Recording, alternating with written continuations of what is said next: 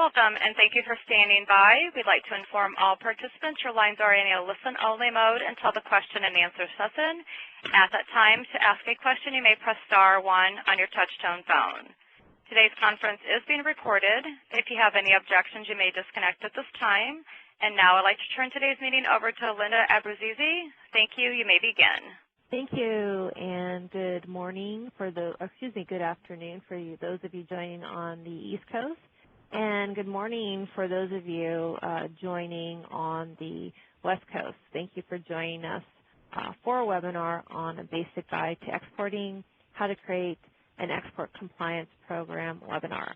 I'm pleased to note that we have 487 people registered for today's webinar. My name is Linda Abbruzzese, and I'm a Senior International Trade Specialist for the Global Knowledge Center for the U.S. Commercial Service at the Department of Commerce, and I will be today's moderator. This webinar is being brought to you by the U.S. and Foreign Commercial Service and the Bureau of Industry and Security. And I'd like to welcome all the U.S. and Foreign Commercial Service clients, as well as other participants joining us all across from the United States to learn about the importance and benefits of implementing a compliance program for your company. You will learn about the core elements all effective compliance programs have. In a moment, I'll turn this presentation over to Mr. Thomas W. Androukonis, who's the Director of Export Management and Compliance Division of the Office of Export Services for the Bureau of Industry and Security for the Department of Commerce. He is our main speaker for today's webinar. He will be available at the end of this presentation to answer your questions, and contact information will also be provided. Now, for those of you who just joined, you can still log into this webinar by entering the URL website and passcode for instructions that were sent to you by email. We do have a few housekeeping details to make sure everyone gets the most benefit from today's webinar. You will be able to hear this presentation via your telephone and view it simultaneously via your computer. If you are not hooked up through both, please take a moment to do this. If you're experiencing any technical difficulties, please press *0 anytime during this presentation. During this webinar, we will be taking voice and written questions. First, we will be taking voice questions. To ask a voice question, please press *1. Now, to ask a written question, we invite you to type in questions on your screen as they occur to you during this presentation. There is an icon with the letters Q&A on the upper left-hand side of your computer screen.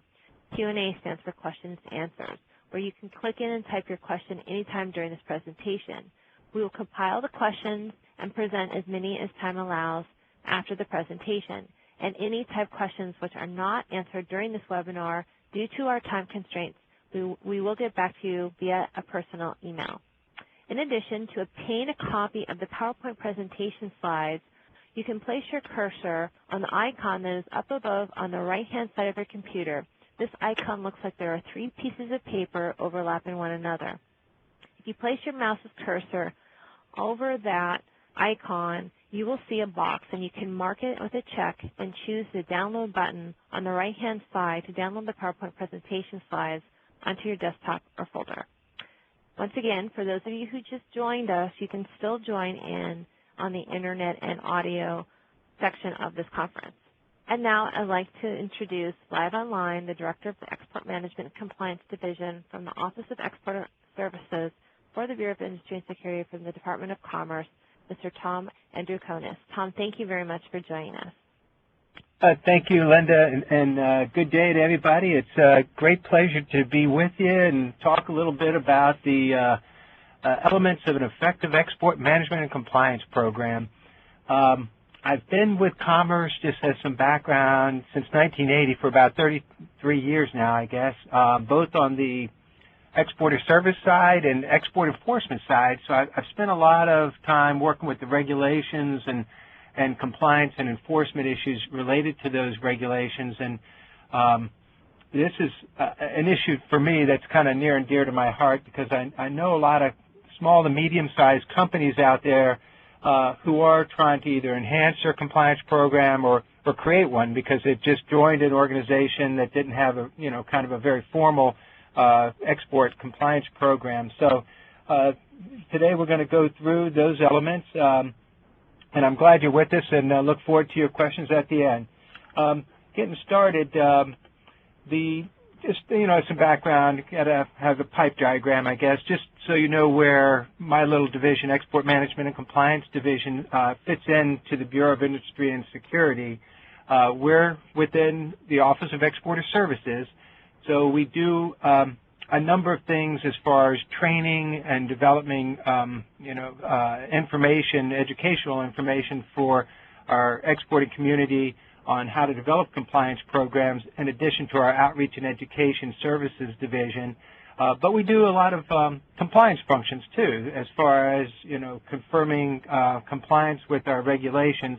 But as you can see, we're over to the right side of the box. The middle two offices are the licensing offices, where our engineers and licensing officers are seated and process those license applications.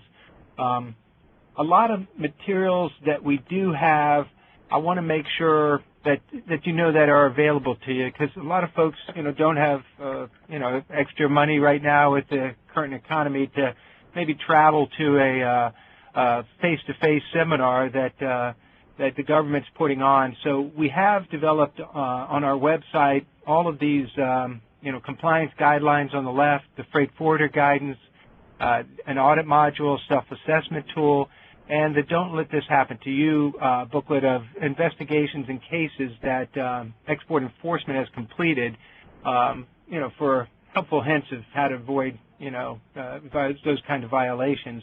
So all of those items are in our at our BIS website, and here is from the kind of a picture screen, if you will, of the BIS website of how to get to those forward materials and other information to the actual site location that is there across the bottom of the PowerPoint slide here, and then just to the compliance and training tab, and you can get right into this area. There's a picture of me so you can know what I look like while I'm talking to you.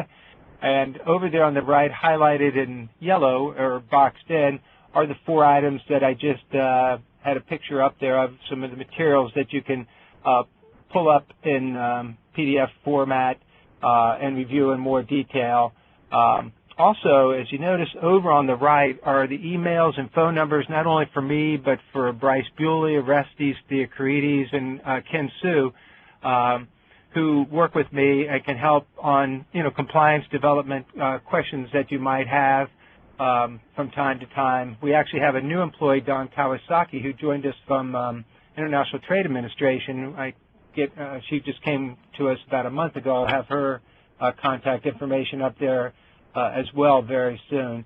But we want to make sure that we're a resource for you and be glad to help you as you are trying to, develop your compliance program. So let's get started. Let's jump into this. How did we come up with these 9 elements of an effective compliance program? And that's a great question. The way we did is, it has been over a number of years. There've been a lot of publications from various sources of compliance elements from different folks.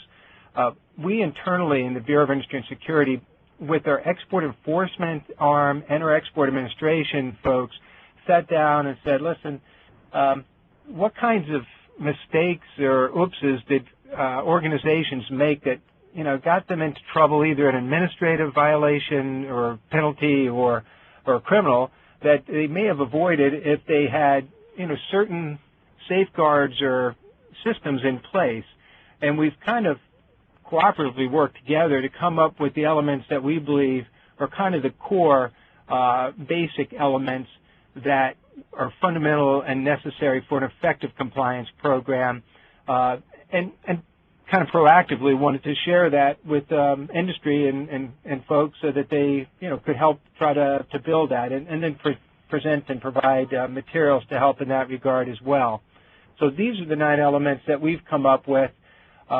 Another question we often get is, I know folks will hear from a variety of our sister agencies and departments, Homeland Security, Treasury, Office of Foreign Assets Control, the Census Bureau, the Automated Export System Reporting, State Department, and the International Traffic in Arms Regulations, because some organizations out there have items that fall under their jurisdiction or Treasury's jurisdictions or the Commerce jurisdiction of the Export Administration regulations. So, but we don't believe that it's necessary, important, or even a good idea to have more than one compliance program. You really want to just have one compliance program that integrates all of the steps or precautions that you need to comply with all kind of U.S. export control regulations and organizations and put it into one place. That doesn't mean that you can't have a 10th element. And I know some organizations that have identified an element that for them they saw as critical or important to have in there. Maybe it's because they're in a different type of arena. They're more of a research and development organization dealing with foreign national, visitors, and they didn't want to just put it in one of these existing elements. They wanted to break it out. That's fine.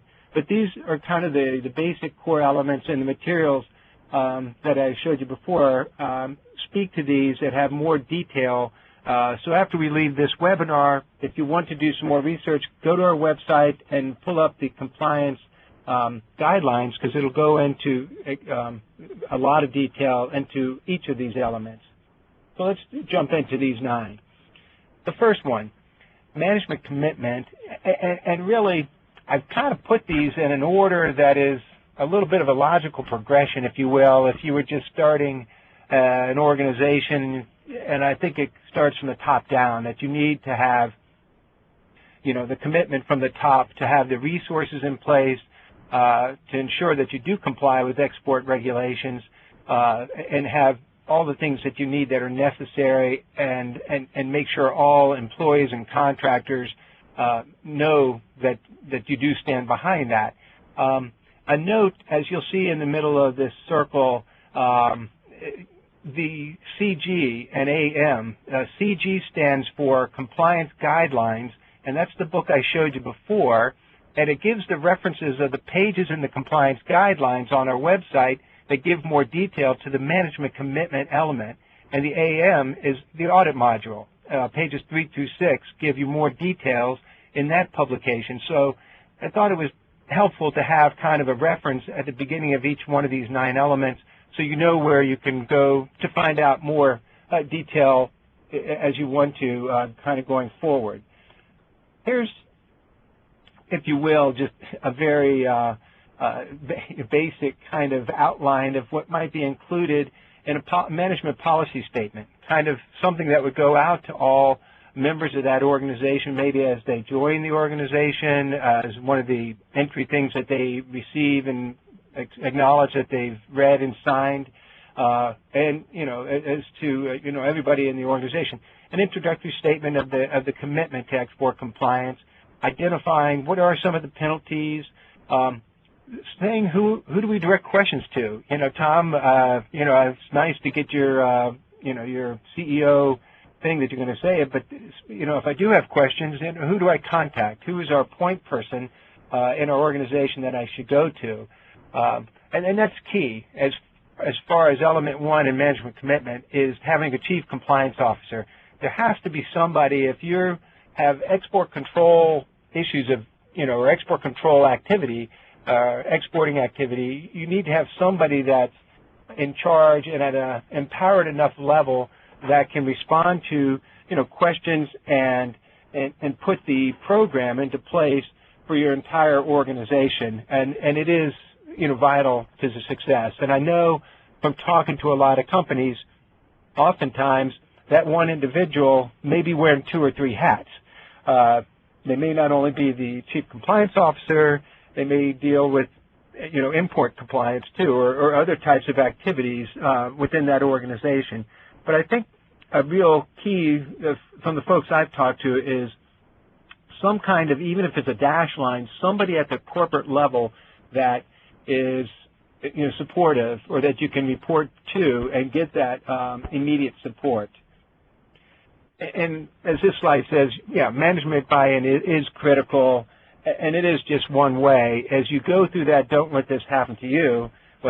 What I think is somewhat interesting, if I was in your shoes, is I'd be interested in finding an organization that does a similar type of, makes a similar type of item and exports it, or a similar type of activity, freight forwarding or whatever, who maybe hasn't done it right and is in that book, and the violations and the penalties that have been, put into place. And the penalties, even administratively, are fairly significant now. So it is something that typically the chief financial officer will get their attention very quickly. And as you look through that book, because it's per violation, they can get into the multi-million dollars, and there are people, serving jail time now for export control violations. So it is something that I think, to start with, is management commitment, and the buy-in and the compliance officer is critical to your success from the get-go. Going to element 2, talking a little bit about risk assessment. And I think, again, in kind of a logical progression, once you have that management commitment and you have, and it's probably you, that are in charge of that compliance program, you need to kind of put on your compliance glasses or lenses and look at your organization and say, where are our export control risks? Where are our greatest risks of potential violations? Again, in the middle there is the reference pages for compliance guidelines 27 through 49, and in the audit module 7 through 21, because you want to look at your organization kind of across the board and think, your business activity. What kind of business are you in? Where are you located? Do you have subsidiaries overseas? The kind of customer base that you have. Is it repeat customers, or is it a lot of Internet customers and constantly new? What kinds of commodities or technology are you involved in that you would be exporting? Are they controlled? Order processing, how orders come in. Are they centralized, all coming into one spot, or a couple in the United States, or could they come in from overseas subs or different organizations? What are the potential end uses for your items?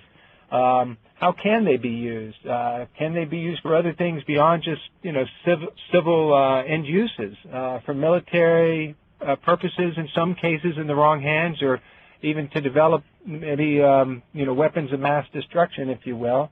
And what are your shipping and activities? Where do things, move from? How do they? Who's in, charge? Who's your forwarder? How is that relationship? And U.S. person's activity profile, too. But all of these things are something that I think it's critical for a compliance officer to review and think about before you even, write your compliance manual. Other considerations for kind of your compliance program is how should we structure? Should we be centralized? You may have different locations, but you want to have it coming all to one headquarters, or is it make more sense to decentralize and have a point of contact in each of your other field offices? What are other businesses in similar situations doing? What makes the most sense for you? Because at the end of the day, you want to make business decisions that keep you as efficient and effective as possible, but minimizing your your export control compliance risks. And that's certainly what I think a compliance officer is being paid to do, is to try to reduce that exposure to any liability, and to make sure that all export control risks are minimized, and keep it in charge of daily operations as you go forward. Stepping into element 3, and it may seem kind of obvious, but we thought it was critical as we talked about it to have actual somewhere memorialized in writing or electrons a written export management compliance program, with really more detailed operational procedures as to who is doing what, when, why, where, all of those types of details included. Again, the references to the compliance guidelines manual reference before the audit module for the pages relevant to the written export management compliance program. I know smaller companies or organizations that have what I kind of refer to as like tribal knowledge. They say, well, I know Tom does this, and Becky is in charge of this, and then Sam takes it from there and he does this part of it. And that may work in a very small organization, but as you begin to grow or get larger, having something memorialized in one place, there's an extra benefit in that as far as being able to review, point to, and understand what your instructions are.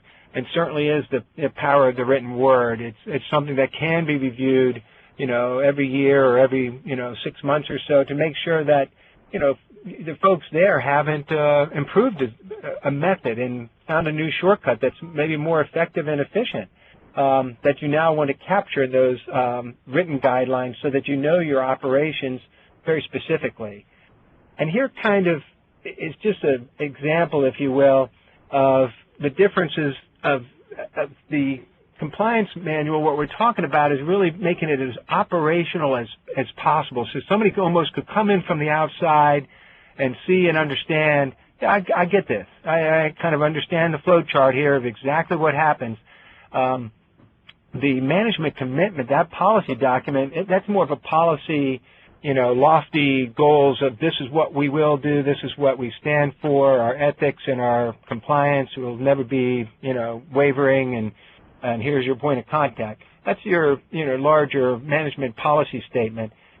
Your written export management compliance program should have that kind of level of detail in it. And here's, just what we believe is kind of your compliance mantra, is something you should always ask yourself as you read that document, your compliance program, is to say, does it include, kind of the Joe Friday stuff of who does it, when do they do it, what do they actually do, where is it going to be kept, and, why do they do it, and all these kinds of things. So it's captured in that document. And here's something that's important, and I know a lot of folks that I've talked to say, Tom, I'm out here by myself, and I really have a staff of me, and that's it. And I think there's a opportunity to be as gregarious and social as you can, and if necessary, get some kind of commitment from above. Even have an informal team if necessary, a compliance team that you create on your own, if you will, of people that you can go to, tap into, get advice from or information from, or review different sections of your compliance manual as you include the procedures in these, different components.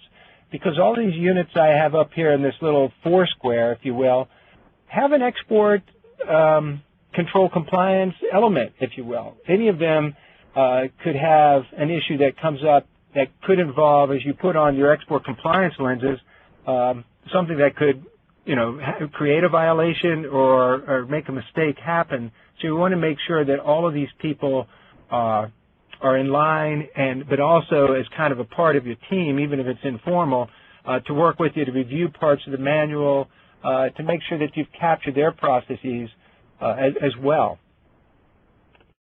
Going on to element 4, going around the circle here in training, again, the references to the pages in the compliance guidelines and the audit module.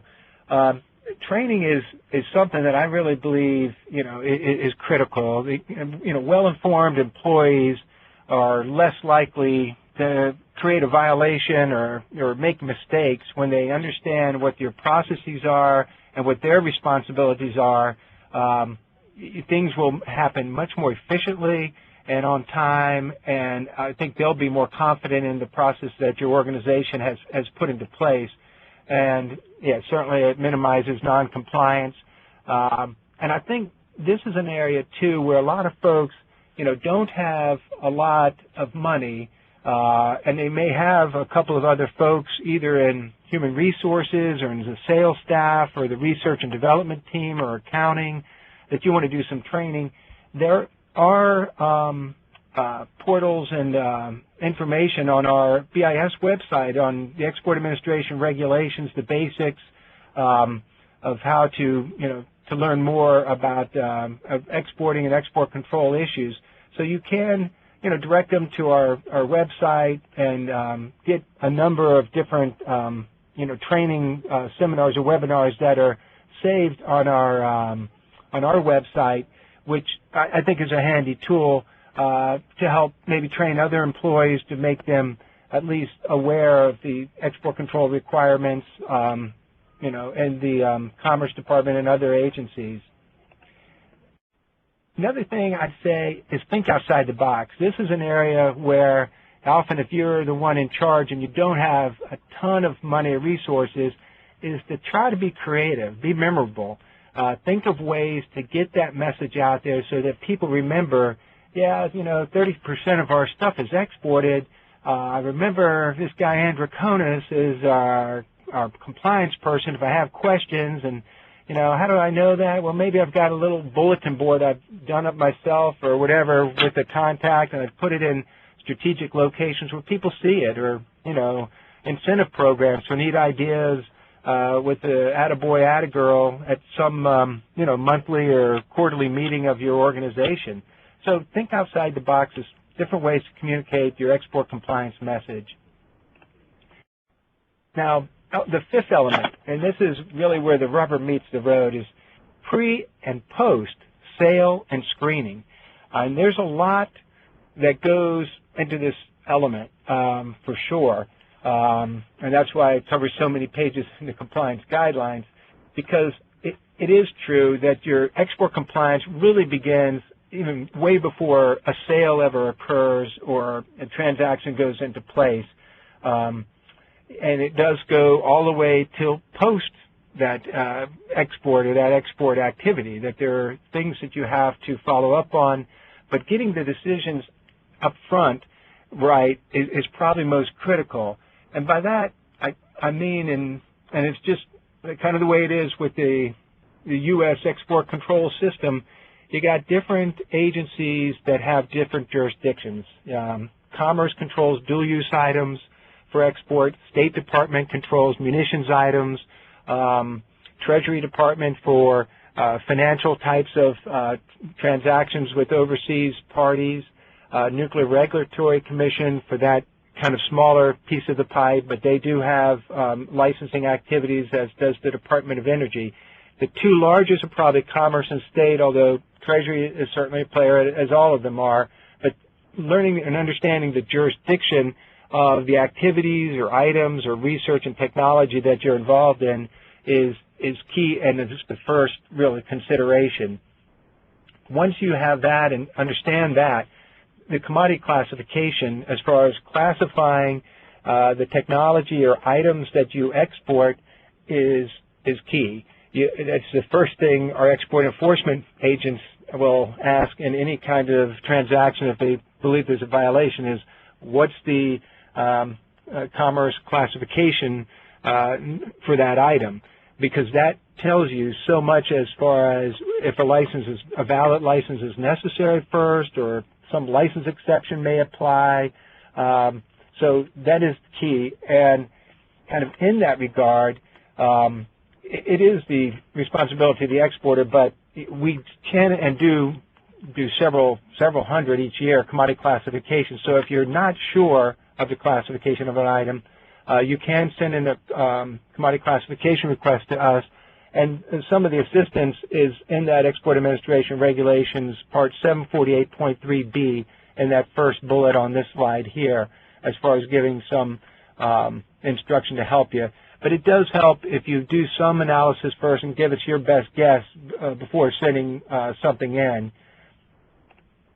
Here's what I would advise, to the extent possible that you can help your sales staff and say, here's a matrix that I've developed, an Excel spreadsheet or a Word table or whatever with our basic commodities that we export, and here I've worked with our engineers and got these between the compliance person and the engineers and whomever else is necessary, classified down to that level so that to what licenses it needs where it requires a license and where not, and where a license exception might apply. Even just having the export control classification number is key for them to be able to communicate with you to find out more information as to when a license is necessary or not. Some of the things to think about too, though, as you do that is who's going to be on that team. Is it going to be product engineers, the compliance folks? You want legal counsel? Do you need an outside consultant? and then where are you going to maintain that information as to who classified it, the date it was classified. And there's some good instructions in the compliance guidelines and some little templates, of matrices of how you might want to set that up so that you can review it and update it from time to time to maintain those types of records. NLR stands for no license required, and basically what I say here is I've talked to a lot of companies that they make stuff that's captured by the Export Administration regulations and controlled by it, but it's not in any specific export control classification number. It's the catch-all category of EAR 99. But even those items that are EAR 99, which basically means it's controlled by the Export Administration regulations, there are license requirements in certain cases, and the general prohibitions 4 through 10 speak to a variety of different situations where even an EAR 99 item may require a valid license in many cases that you need to be aware of as far as the country destination, the party who's receiving it, the end use for that product.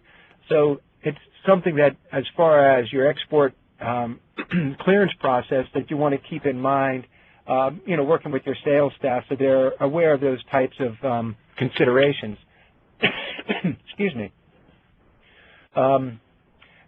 Another thing that our licensing officers shared is that for those of you out there who've gotten a license from either the Commerce Department or state, many of them come with conditions, and you want to make sure that your compliance staff is managing those conditions and that people both on your end and your customers' end are knowledgeable of them and understand them, so there's a good communication, because you don't want anybody, your side or your customer side, to have a violation or not understand what those requirements are.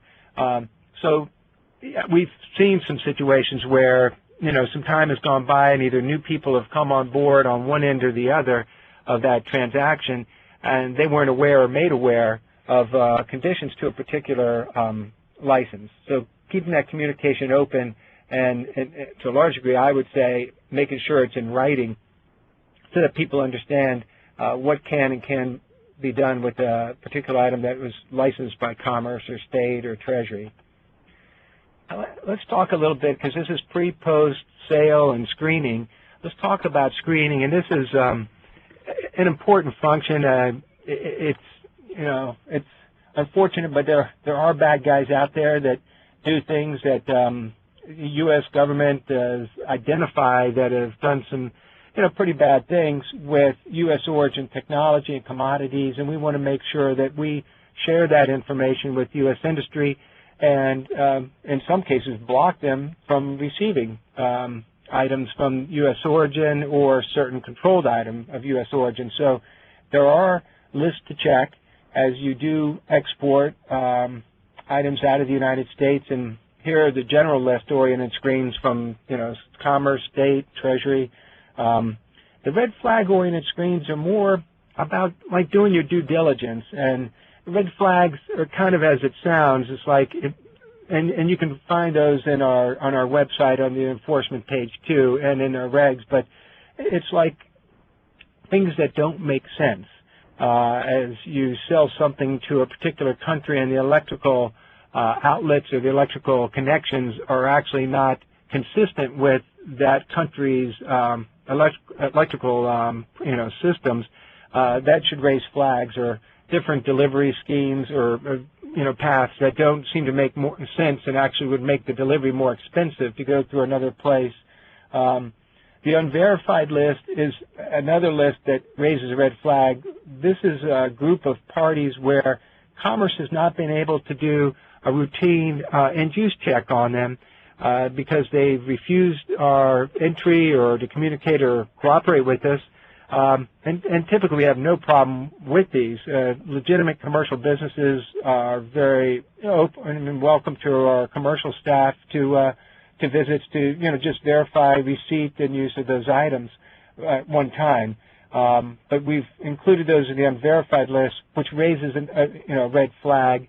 Another one that I have there that's not really a specific list of a party name, but is the anti-boycott compliance, which is often found in letters of credit or financial documents or other types of documentation on an order, where there may be something akin to saying that you must confirm that these items are not of Israeli origin or something like that, which would be not consistent and inappropriate for you to respond to. Now, our Office of Anti-Boycott Compliance can assist and does several hundred exporters every year to propose alternative language so that a transaction can still, go through.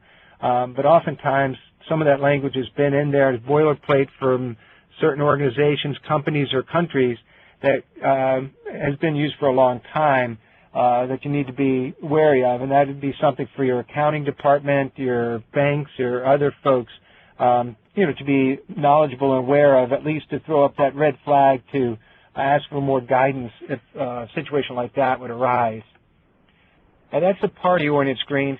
Then you've got activity-oriented screens, which is kind of more along the lines of the second grouping that we just talked about, the red flags and due diligence, is you need to know your customer and what types of things they use this commodity for. Now, some of the things that you make out there may not even come close to potential restricted nuclear uses or chem bio uses or rocket systems and air vehicles. But it is something for certain organizations that is very important to be aware of. I want to talk a little bit just for a short while about the deemed export rule.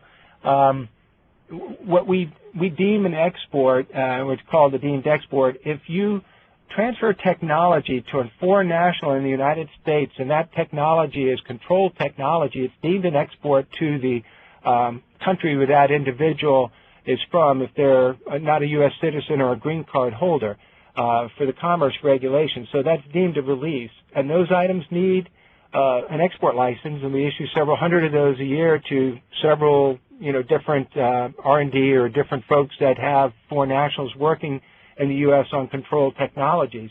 So it's something that if you're in that line of business with making controlled technology here and foreign nationals have access to that controlled technology, well, you need to be aware of it and find out if you do need a license first.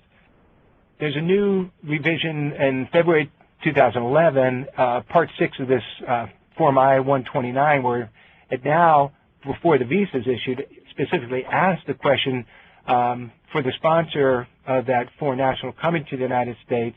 It says, you have to answer at the time of filing that there's either no need, for a valid license for the access of what they'll have, or that we know that there is a license required and we will or are going to be obtaining it. So that kind of forces the issue a little bit now on that visa application form.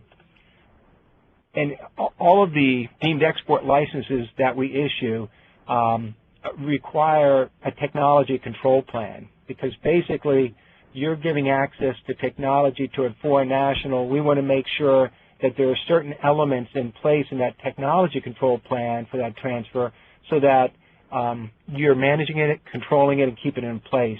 And as you can see in these 6 elements, 4 of the 6 are included in the 9 that I went over as far as a written compliance program.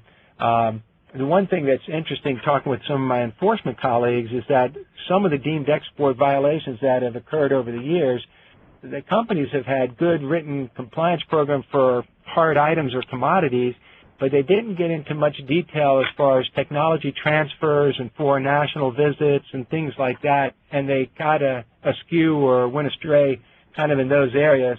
So if that's an area, for your organization, I would pay extra attention to that or be aware of it. Now, they're going around the horn here, coming back up now, record keeping, which a lot of people say, well, Tom, record keeping, daggone it, that's already required under Part 762 of the Export Administration Regulations. Why have you got it as a specific element in one of your 9 elements of an effective export management compliance program? And then my export enforcement colleagues who I was working with said, we really believe that even though it may be kind of redundant of a section of the regulations and required, that it needs to be highlighted because we've seen so many violations where companies, if they just had a record-keeping system, they could have avoided administrative and other violations had they had that in place. So we really have included that to make sure that it is, taken into consideration. And there are different record retention periods by different agencies. So I would, highlight that for those that work in both state and commerce-controlled items to make sure that they're consistent, kind of having them for both areas as far as the retention period. And here, again, I think it's key to pull in your IT folks to make sure that they're knowledgeable of what items that you have to keep reproduced and be able to pull up in a variety of different ways. Here's just, a couple of the Federal Register regulations of the different agencies, the citations for the record-keeping requirements, which I think is important, for folks to be aware of. But having IT involved as far as the maintenance and the archiving and the ability to be able to pull those records up, a lot of times that's, your defense. Your best story is to say, no, these records indicate, we did our due diligence and we did screen our parties and we didn't see any hits. We didn't have any hits before we did that sale. Some other considerations, I kind of already mentioned, is, certainly a key enabler is, your IT folks as far as being able to pull items up. Go forward, so we have some time for questions. I just have 3 last elements to go. Auditing is the 7th element, and again, the reference to the compliance guidelines and the audit module that we've got here for more guidance if you're interested. But there are some best practices, if you will, and especially in that audit module that gives you some good, I think, very informal guidance as far as planning and then performing the audit, presenting the audit summary to management, and then follow-up as far as any corrective actions and what you've got to do to put it into place. We recommend that, audits should be done at least on an annual basis. Some high volume exporters I know do it more often, and that's fine, but at least on an annual basis. I know there was a case recently in Pennsylvania where if that organization had an audit in place, they would have identified a compliance person that basically was making up license numbers because it was the end of the month, it didn't have time, it was kind of rushed and just doing some things and cutting corners, but without any audit program in place, it was one person basically putting things down on export control documents and moving forward. There wasn't a team working on reviewing procedures and spot checking different exports that required licenses. The planning process, and you can kind of go through this, it's just, identifying who the business units you're going to be meeting with, reviewing what types of items you're going to be looking at, what kind of sampling percentage you're going to look at, which ones, who's going to be on your audit team. Is it going to be just an internal audit done with folks within your organization, or are you going to expend some funds and have some resources to get an external audit team, which are advantages to have somebody from the outside coming in. It does cost some money, but it's something that if you can do every couple of years or 2 or 3 years, I think there's some advantage to it. Then performing the audit as far as looking for those, gaps and inconsistencies, looking at, and talking to people at all different levels, having an audit module of what kinds of questions for its consistency across the board, presenting it, having some kind of time frame so management knows when you're going to be circulating that audit program, and then and then follow up, what kind of lessons were learned, sharing it back, putting it back into your training program, for improvements, enhancements, maybe vulnerabilities that were identified. Even if no violations are detected, that's good news and you want to share it, but you always learn something when you do a review of overall procedures in any organization. And there may be some things that you do, want to modify or enhance a little bit. The last two I'm going to kind of cover together. That's dealing with, violations and taking corrective actions. And it's not just, I guess, identifying or what happens when I have a violation, but it could be also just a vulnerability or a compliance problem or issue that I think something's out of whack here. That could be a violation, but I'm not sure. What do I do? How do we handle that? And there's a couple of things I'd say about this even before we jump into just a few slides that I have on it. And that is, oftentimes a lot of companies don't give a lot of time to this because they don't, they believe they have a good system in place and they'll never have a violation. But to have a system in place beforehand so you're not doing it ad hoc is a great advantage to any organization. And I really do think there's two ways you need to kind of put that fork in the road. And one is internal communications. As, okay, we think somebody thinks they have a problem. It's a discovery. Who do they make sure they know it's a safe environment, but who do they report to? Is it one person? Is it a team that's going to review that? Make sure that there's, responses up to management and down to the employee, that it rolls up and down so that they know it's being handled and looked into. To confirm if there is a violation and any kind of, maybe a positive reward for even just identifying it, so that you have kind of the steps in place there. But then if you do, let's say your compliance team that may include your counsel confirms, yeah, we've got an OOPS here, we've got an export control violation, you want to now think about external communications. And I would always advise and recommend that organizations self-disclose to Commerce if they do identify these, because the overwhelming majority, well, it's a great weight mitigating factor in itself. The majority of them are closed with a warning letter, or educational letter, between 80 and 90%, and to disclose it promptly, quickly, because if the government, which has other means to find things out, is already aware of it or has become aware of it before you disclose it, you're not going to get the great weight mitigation for voluntary self-disclosing it at that point. So doing it quickly and centralizing your communications is key. If you need to do a preliminary disclosure and then follow it up with a full disclosure, that's fine. And I understand that people may do that because they want to get the voluntary self-disclosure in there so they get credit for that, but they want to look, and I would advise to do so, to see if they've got all items reviewed that could have been in violation. And then in that voluntary self-disclosure, you definitely want to make sure you put in mitigating factors too, of how it happened, what corrective actions you've taken. If you've got a full 9-element compliance program in place, raise that too. That's a great weight mitigation in any administrative proceeding or going forward too. So you really would have two in place. If you had a compliance program in place and you voluntarily self-disclose, there's two great weight mitigating factors in place that you've got. So, and obviously cease those activities and maintain your records. Here's where to submit your voluntary self-disclosure to the Director of the Office of Export Enforcement. Give all of those details.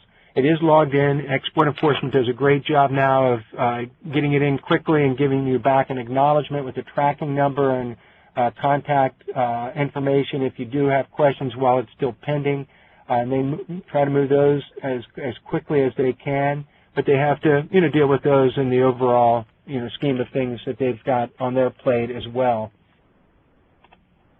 As I kind of mentioned before, you can get some from the last year I have is 2011 of the voluntary self-disclosures closed. As you can see there, nearly 90% are closed, without educational letter or no violation or warning letter, something along that line.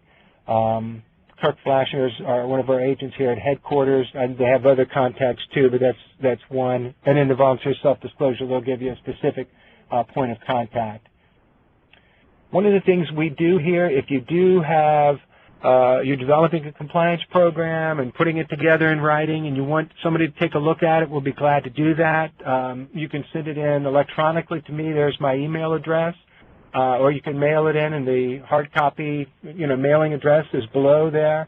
And we're just between us and you to give you some, suggestions, feedback, or things that we see, that might be able to help enhance it a little bit, to give you some assistance. So with that, I will stop, and I'll turn it back over to our operator, Candy, and take any questions that you may have. Thank you. At this time, if you'd like to ask a question, press *1, please.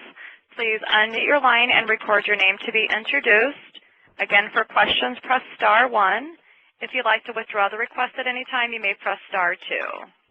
One moment, please, for your first question.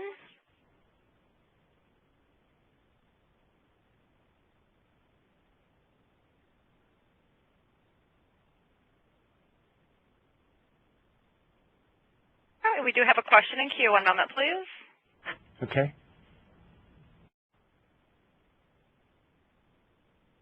While we're waiting for a question, I just want to let everyone know that to get a PowerPoint presentation slide from today's webinar, on the upper right-hand side of your computer, there's an icon. It looks like 3 pieces of paper are there, one overlapping the other. So all you need to do is just place your mouse cursor over that icon, and you will see then the name of the PowerPoint presentation slides and a box. And if you check and mark that box, there will be other options on how to there will be an option to download it.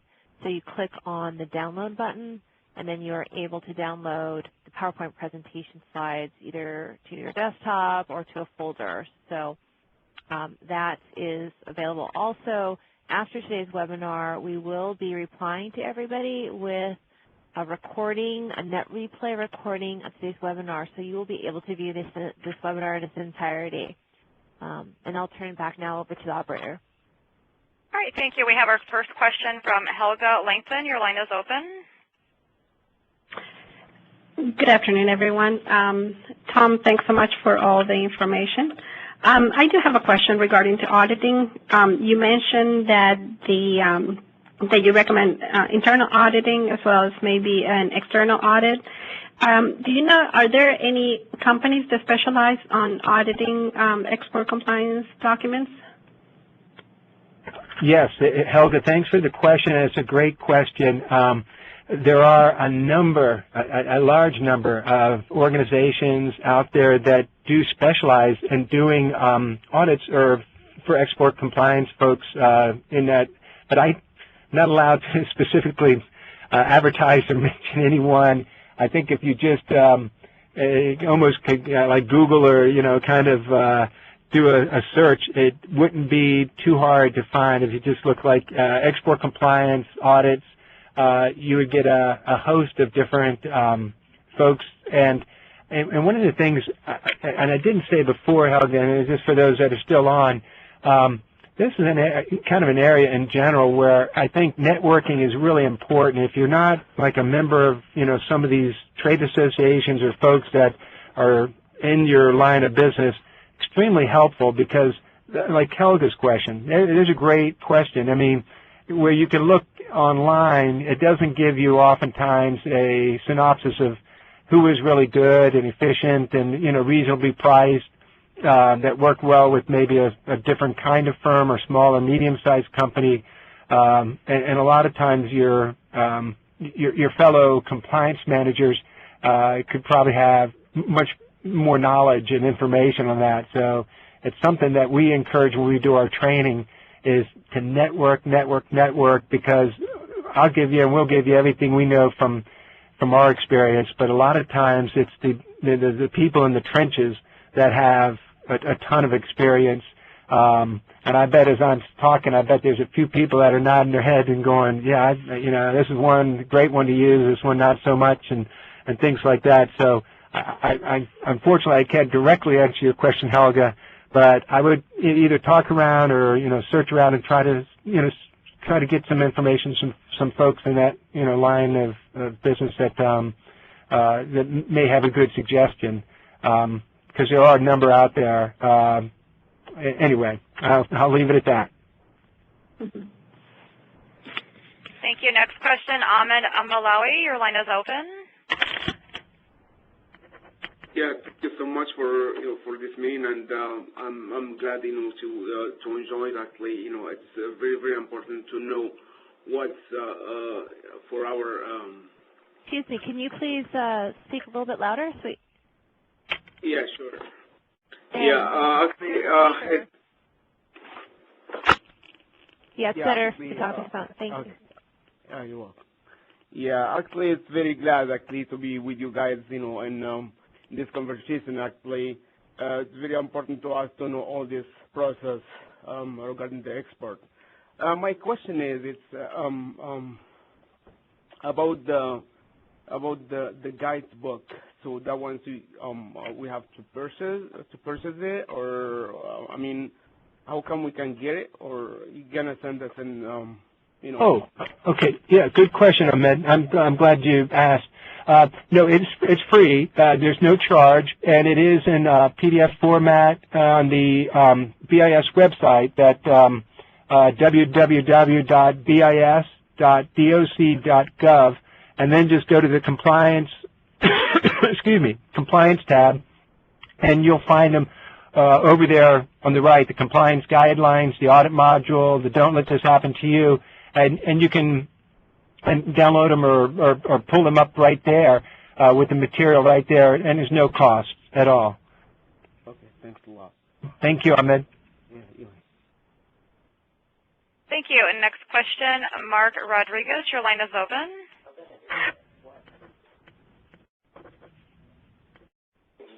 Hi, do we have Mark Rodriguez? Your line is open.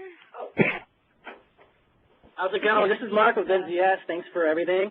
I wanted to ask. We did an export shipment out of Chicago, and we claimed that the port of exit was Chicago, and in fact it was Baltimore. The U.S. Border Patrol, whatever, came and told us that we had to pay a fine. Is there a way out of that? I don't know, Mark. I guess my expertise in that, there was some discussion, where was that? At the last Regulatory and Policy Technical Advisory Committee in March here at Commerce Department between government and industry. We had folks from the Census Bureau here and others attend too from other agencies. And I remember there was some discussion about that one point about changes of port of exit, and sometimes it's just, a business decision by the shipper that now it's going out of X instead of Y. And so what you filed in your AES system, automated export system filing, now appears to be incorrect. But I don't know the answer to that. You might want to call the ombudsman at the Foreign Trade Division at the Census Bureau, Omari Wooden, and see if there is something in the foreign trade regulations as far as just, filing a corrected automated export system filing on the port of export or exit, Baltimore versus Chicago or whatever, if there's really a monetary fine that's necessary in that case or not, and identify, why it happened and things like that, which probably was hopefully, just for business reasons that it was changed at the last minute and you weren't advised. So there may be, but I would probably try to connect with them. Can you repeat who was that again? Oh, yeah. The gentleman's name is Omari, O-M-A-R-I, Omari Wooden, W-O-O-D-E-N. He's with the Foreign Trade Division of the Census Bureau. It's a 301 area code. I can't remember his direct phone number offhand. The Census Foreign Trade Division has a really good website, too, though. if you go to the website, his contact information as the ombudsman there will be there. In addition, you have it? Okay. Yeah, his office phone number is 301-763-3829. He also provided a cell on his email. So 301-467-9387.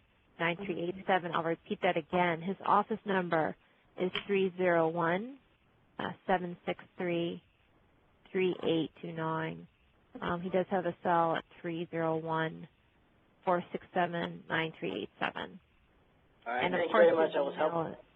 Yeah, his email is Omari, omari.s.wooden, WOODEN, at census, that's CENSUS.gov for government. Okay. You? All right, thank you. Next question, Dave, your line is open. Hi, do we have Dave? Your line is open. Oh, my question got answered already, and I'm sorry about that. Okay, thank you. For additional parties, if you'd like to withdraw the question, you may press *2. Next question is Brandon Jones. Your line is open. Hello. I have a question, kind of a multi-part question in regards to technology control plan.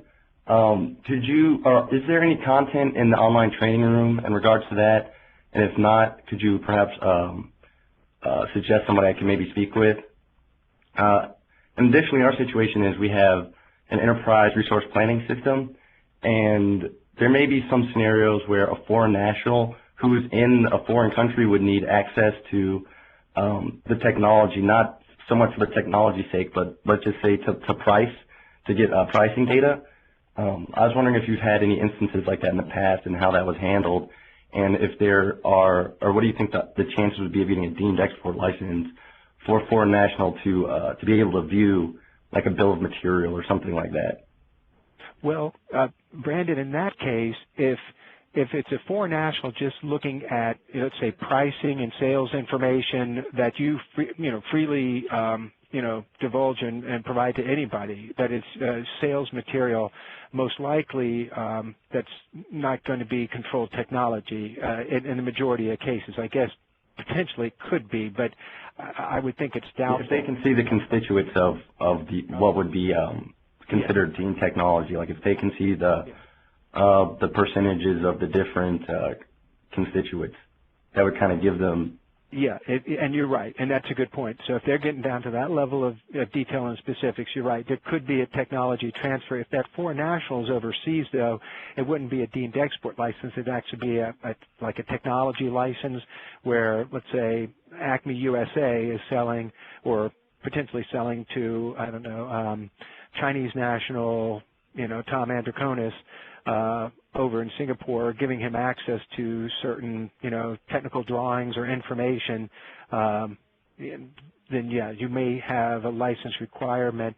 There is probably better for you to look at or talk to an engineer, though, and look at the specific commodity commerce control list to see, what item are we talking about or technology are we talking about, where most likely would it fit, and then talk to an engineer in commerce that handles that area to say, is releasing this a technology transfer or not? Here's what we would envision, providing. Or, typically in our activities, we do this quite often. So I kind of like to know, to put it to rest once and for all for our sales team, and know. But I think I'd first ask you kind of, Brandon, what kind of stuff it is, and then connect you with the engineer that's most suited or handles that kind of that item. Okay. Can we do that offline? Yeah, absolutely. Yeah, and you've got my email and contact information, so if you want to shoot me an email, that's fine. Thomas.androkonis@bis.doc.gov. That's fine. Sure. Okay, perfect. Thank you very much. Sure. All right, Brandon. Mm-hmm. Thank you. Next question, Vash Scanlon, your line is open. Good afternoon, everybody. I have two questions. The first question is, can we ask the ISO 9100 or 9000 team to help do the EMCP audit? Because when I look at the 90 element, we have technology, we have product, we have sale, we have accounting, everything already included in ISO. What do you think, Tom? I think so. And I know that is true, that, ISO 9000 and, is used for other types of reviews. And if it works, I would say do what makes sense. And you're right. That's a very natural thing. If you've got those activities already kind of included in ISO type of activity audits and reviews, that's fine. Sure. I don't see a problem with that at all. Thank you so much. I think that Cleveland will have the EMCP seminar next week, so I'm going to send the ISO supervisor and the whole team there. Oh, good. Wonderful. And the EMCP, yes. Okay. My second question, I don't know if it's relevant to the audience, but right now corporate is in U.S., and we have subsidiary in other countries. So for U.S., we have only one set of EMCP, but for other countries like in Germany, we have one EMCP U.S. because it's headquartered U.S., and we also have one ECP, Export Control Program, in Dutch language. Right. So the folk in Germany asked me that which one is the priority, the German or the U.S.? I don't know. I don't have the answer. Both are, and that's a great question, and it kind of goes back to your kind of risk assessment as you look at it. You've got a corporation in the U.S. and a sub in Germany and maybe other places too. And you're right. When you start looking at a global environment, it's often not just anymore a simplistic structure of I've got company A that exports and I'm all located here in Cleveland, Ohio, and I've got one export management compliance program and that's it. You've got to deal with subs, and they have export control laws of BAFA in Germany or EMIDI in Japan or other locations that they have to make sure that they're consistent with as well.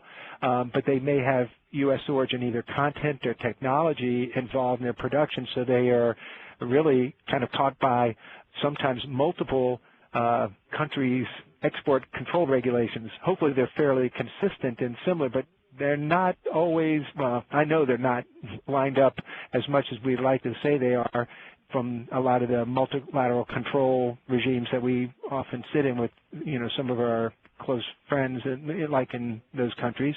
But I'd say both are equally important, which isn't a nice answer. It's more work, I guess. But hopefully they've given you the resources to make sure that you're compliant with those and stay competitive, and the supply chain can continue to deliver, reliably and, efficiently. Well, thank you so much. I will be in Germany on Monday, and we'll meet with the EMCT, Export Management Compliance team in Germany, and I would convey the whole thing from Tom and Codis. They should be very happy to hear about it. Thank you very much. Have a safe flight. Okay. Thank you. Well, thank you. Next question, Gavin Smith. Your line is open. Yes, hi, Tom. Thank you for the information that you've provided. It was eye-opening, to say the least. But one question I do have is, the firm I'm with, we deal mainly in consumer product goods. The vast majority of it is EAR 99. But every so often we do move IT equipment to one of our subsidiaries north of the border in Canada. And because it's relatively outside of our area of expertise, we reach out to outside counsel for advice on ECCN classifications and on license determinations. And I'm wondering if, from a due diligence perspective, if the information that we get back from our outside counsel, who are trade specialists, with regards to those inquiries, would that be sufficient to base our determinations on? Or should we be? If I was paying them, I would hope so. Well, and I'm talking mainly from a BIS perspective. Would that be at least something that we could use to mitigate any penalties should there be an issue? Absolutely, Gavin. You're right. I mean, that would be a huge mitigating factor. In fact, they'd probably start looking at the outside law firm that is not extremely knowledgeable and who else they may be misadvising, if that was the case, assuming worst case scenario. But you're absolutely right. At the end of the day, the exporters hold in the bag. So if you do hire outside consultants or counsel that give bad advice, and if you improperly then send an unauthorized export to Canada or wherever, you still are culpable and have some exposure. That said, I've known the commerce enforcement folks literally for decades, and they're a reasonable organization. They have good balance, I think, and understanding of this business, and absolutely take those types of things into consideration. And the other thing I would say, too, if it's going to your southern Canada, there are very, very, very few things controlled that require an export license to Canada at all.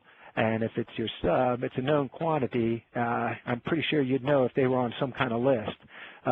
So they're doubtful on any kind of list.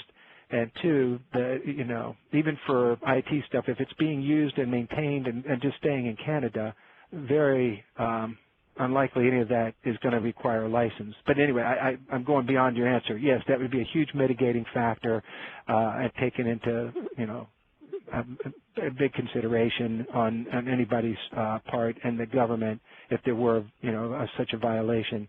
As for the consumer goods, I think, you want the AR-99, that's a larger majority of your stuff. You don't want to overkill this. Like if you look at that book, Gavin, you say, oh my Lord, there's all kinds of things. I knew one company that made little fasteners like rubber bands and paper clips and whatnot.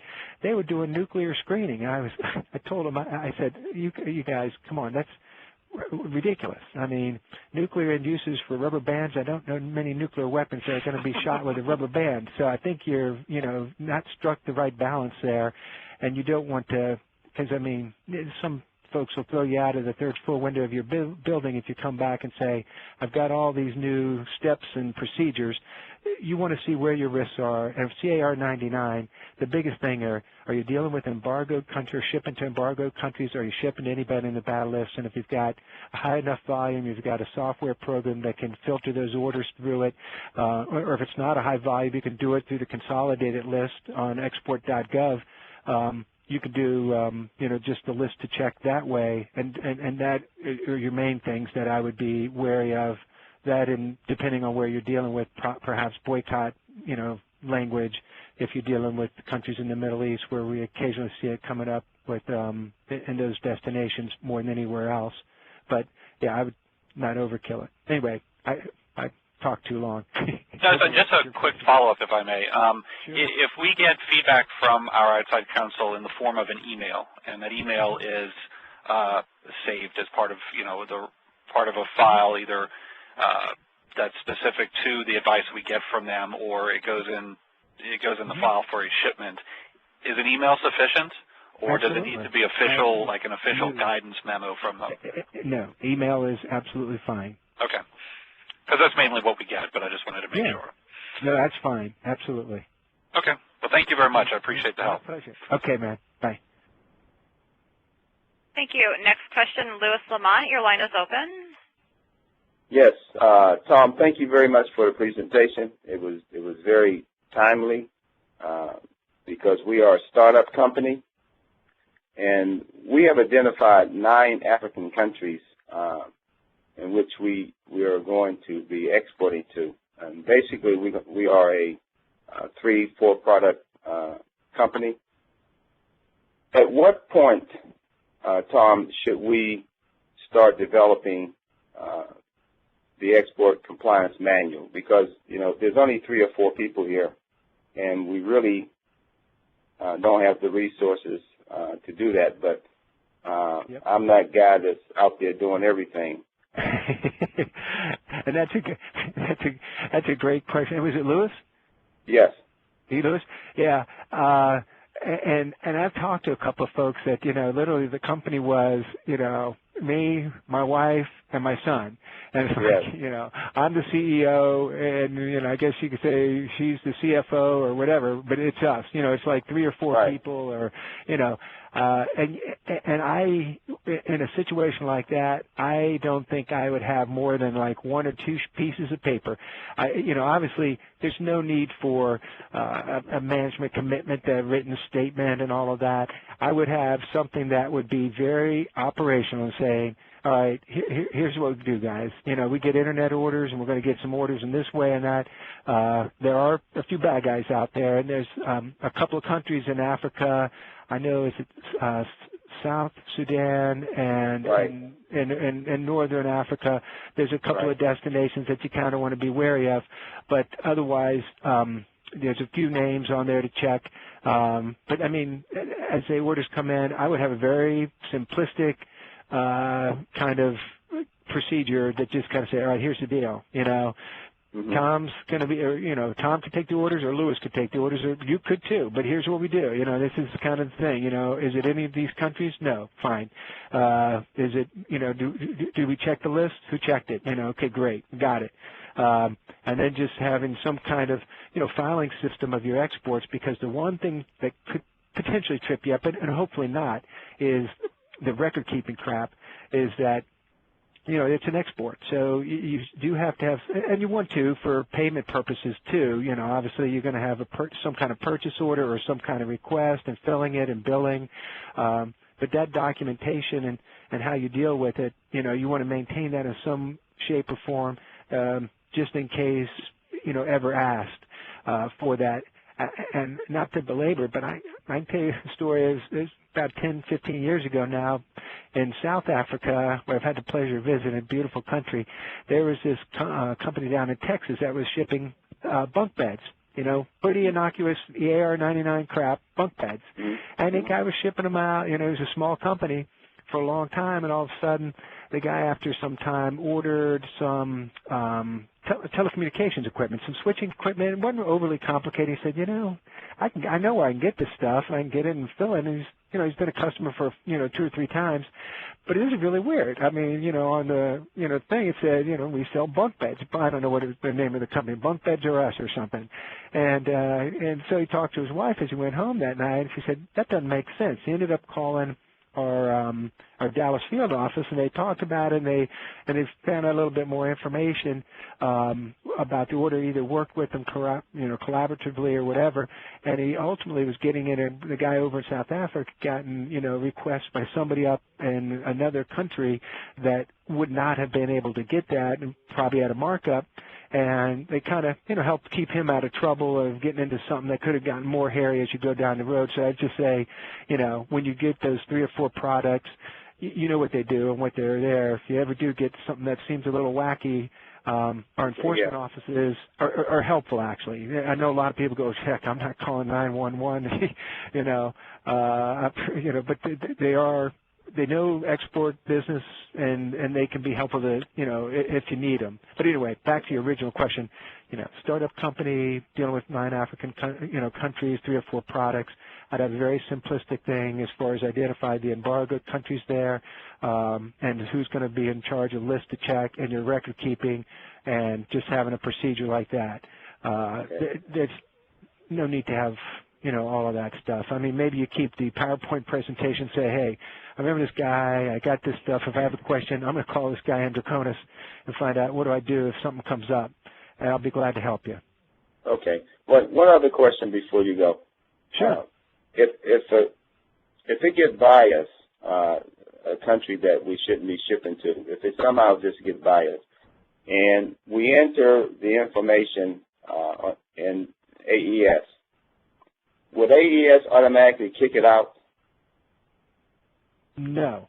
AES will not. It does have, AES has some warning messages and then fatal error messages, and but it will not automatically, kick it out if you put in Iran, let's say. Let's say you put in Iran, and where obviously it's a country that's designated by the State Department as is supporting all kinds of stuff, and there's probably the strictest export controls along with North Korea and a few other destinations, but it won't automatically kick it out. But that said, whenever something goes in the automated export system, you've got all the people in Customs and Border Protection over Department of Homeland Security, Immigration and Customs Enforcement agents, export enforcement personnel at the Commerce Department, BIS, that can see that and go, wow, this is a little interesting. You know, this company has never sent anything before to, and what do they send? What's the do they have a license? And so they may coordinate with, you know, Treasury and OFAC, depending on the destination, and say, and come knocking on your door if, you know, that was actually the destination. So there are a lot of tools or information access here. But no, AES will not automatically, you know, kick it out and say you can't do it and enter it in. Okay. Yeah. All right. Good luck to you, Louis. Thank you. Thank you very much, Tom. My pleasure. Thank you very much. And we're running a little bit over the time, but that's okay. I just want to cut it off in about like 10 minutes, if that's okay with our main speaker. So if you have any more written questions, please write them down. And, of course, we'll extend our time for voice questions. Thank you. Next question, Per Ralam. Your line is open. Yeah, hi. Thanks for a very informative presentation. We have at times domestic customers who, after having purchased spare parts from us as a part of a domestic sale, may call back within a few months later and ask for classification information. Are there any compliance issues in those instances that we should be aware of? Yes, that's a great question too.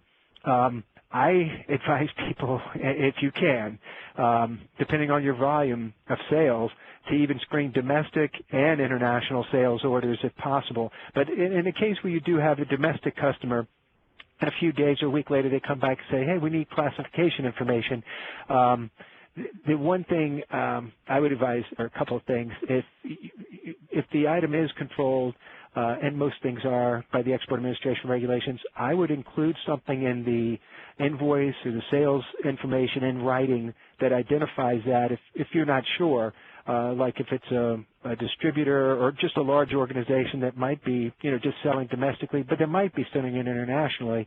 I would kind of advise your sales team to kind of ask those types of questions. You know, is this for domestic use, international use, because these things are controlled by the Export Administration regulations. I would put something like the destination control statement even on the shipment information as it goes out, that these items are controlled by the U.S. Department of Commerce Export Administration regulations. Diversion is contrary to U.S. laws prohibited.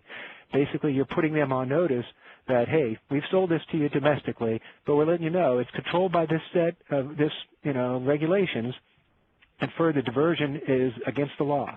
It gives you, kind of some remedy, if you will, and a mitigating factor. But, to the extent you can, it's always good to know your customers as well as possible. And I know it's not a perfect world outside. Sometimes people will tell you, sometimes they won't.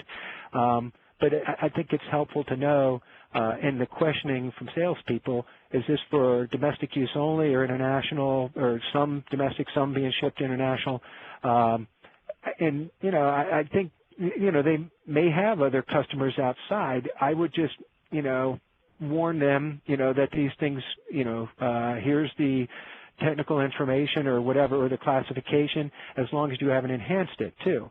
I mean, the other part of that is, what if they've modified that and maybe enhanced it beyond what your basic model is, so now maybe it's controlled under some more strict classification number, and they say, well, no, but Tom told me it was EAR 99, but they've added something to it, unbeknownst to you.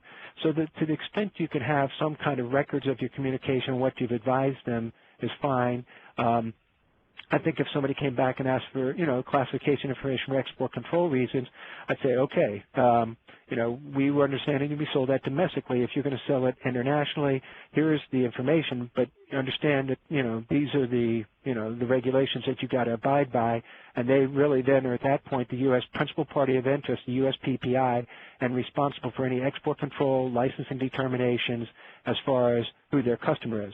For business reasons, they may not want to tell you because they think they can mark it up and they have some person over there that's going to pay, a ridiculous amount for it, but they need to understand that, then it's on them to check the list, to check for any bad guys or destinations, or any further licensing requirement is on them.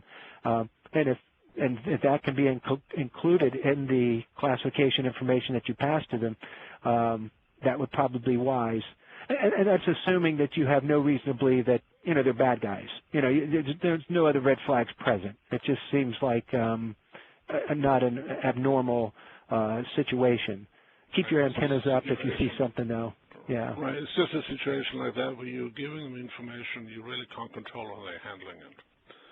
That's right. You can't. I mean, you're telling them, it's ECCN 3A001.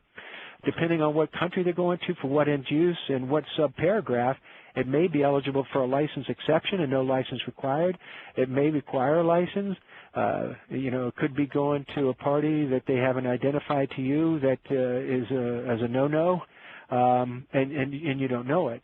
So I would say if it's a repeat customer, somebody you've dealt with a long time, I would just, have some communication with them to say, listen, here's the situation. I mean, you've got this, and here are the requirements. If you do see something that you do think is unusual or raises red flags, give me a phone call. Call me. I'll be glad to work it through with you and see those specific variables that are present. Thank you so much. My pleasure. My pleasure. Thank you. Next question, Rocio Zat, your line is open.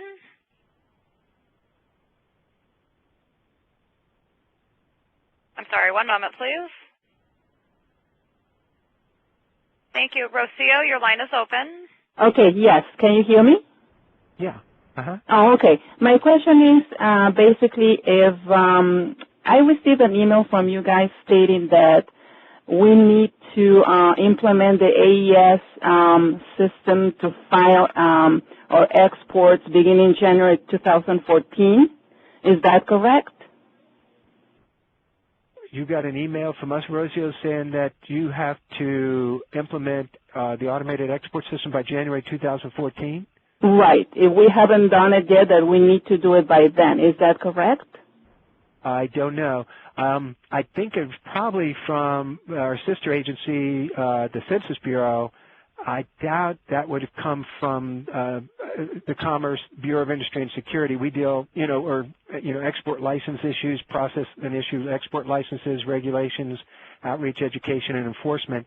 The Census does all of the AES collection and all the AES training, and I would think it's probably come from the Census Bureau. Do you have it in front of you, like who sent that to you? Or? Yeah, I believe it's the Census Bureau. You're correct. Yeah, then I would give our friend, I guess, not to give him all the phone calls, but, Mr. Wooden, Omari Wooden, or his staff, there's some people on the website to just understand more exactly, why and when, and because they will give some assistance, too, if you need it, as far as, putting, the AES in place, how to use it and have some tutorials with you. Exactly. That was my other concern. I was wondering if there were any tutorials because frankly, I'm not familiar with it, so I wanted to be ahead of the game before it was implemented. So. Yes, you're smart. And Rosie, they have a great group over there. In fact, I went over there last month because I said, and a group of us did, because I said, I'm over here in BIS. I want to see exactly what all my people I'm training, what fingers they actually have to hit or what keys to put in an AES Direct or AES filing. So It was educational for me to at least get an appreciation. I'm not an expert by any means, but we ran through a couple of scenarios, and they have some tutorials and a lot of good people, Joe Cortez and other folks over there on their staff that can help you before. So I would definitely give them a call on that end as far as, some of their training that they can do. And I know they're doing a lot of face-to-face trainings in a number of different cities that aren't very expensive, coming up all around the United States. So who knows, they may be near you soon. Okay. Thank you so much for the information then. My pleasure. Okay, everyone. Thank you very much. I'm afraid that is about all the time that we have for this webinar. Remember, for those of you whose questions we didn't answer, please note the contact information that is in front of your screen. Also, you can write your questions in our Q&A section. If you go on the upper left-hand side, you'll see an icon Q&A, and if you have any more last-minute concerns or questions, just type them in right now, and we're going to save a copy of that and get back to you via personal email. Also, please check out the contact our website, www.export.gov. You know, for more information and upcoming webinars like this one, it's in our Basic Guide to Exporting series.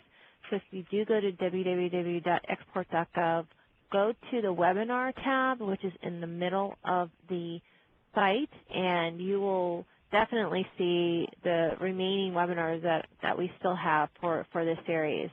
I'd like to thank Tom very much for his excellent presentation and his expertise. Also, I'd like to thank all of our participants. We had so many attending this particular webinar. We do appreciate your support, and we thank you for your patience, for allowing us to do these webinars for you and for helping you out. So thank you again to our participants for your participation, and please check your email boxes for more information on upcoming webinars. Thank you, everybody, and goodbye. Thank you. That does conclude today's conference. You may disconnect at this time.